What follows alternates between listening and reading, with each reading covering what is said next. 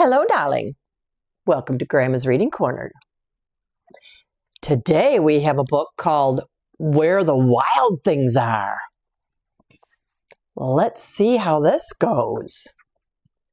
The night Max wore his wolf suit and made mischief of one kind and another,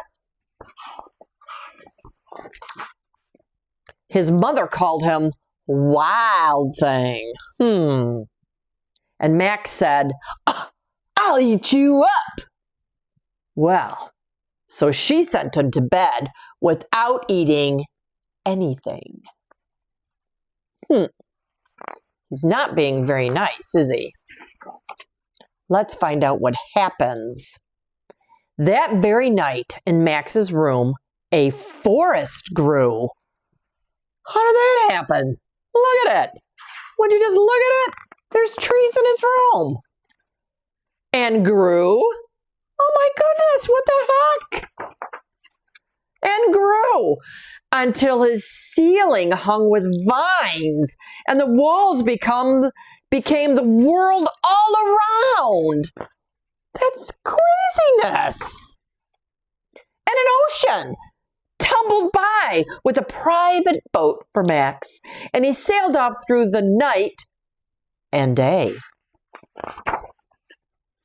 And in and out of weeks, and almost over a year to where the wild things are. My gosh, this is just craziness. And when he came to the place where the wild things are, they roared their terrible roars and gnashed their terrible teeth and rolled their terrible eyes and showed their terrible claws. Till Max said, "Be still! Oh my goodness!" and tamed them with his magic trick of staring into their yellow eyes without blinking once.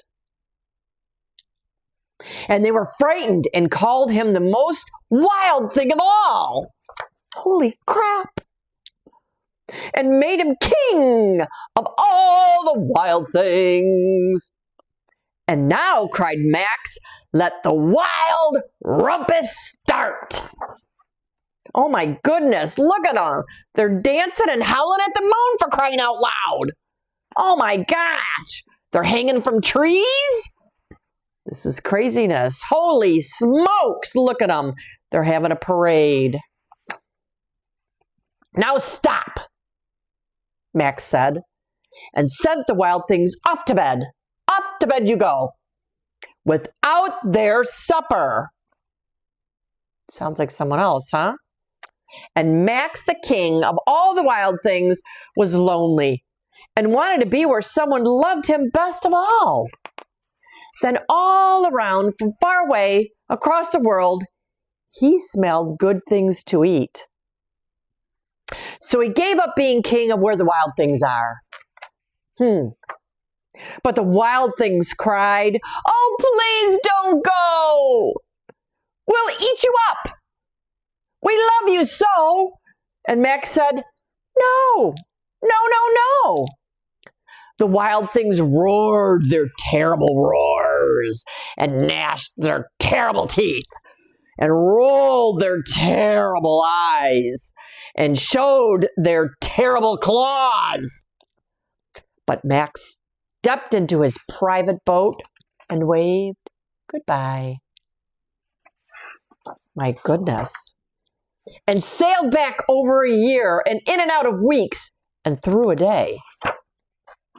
And into the night of his very own room where he found his supper waiting for him.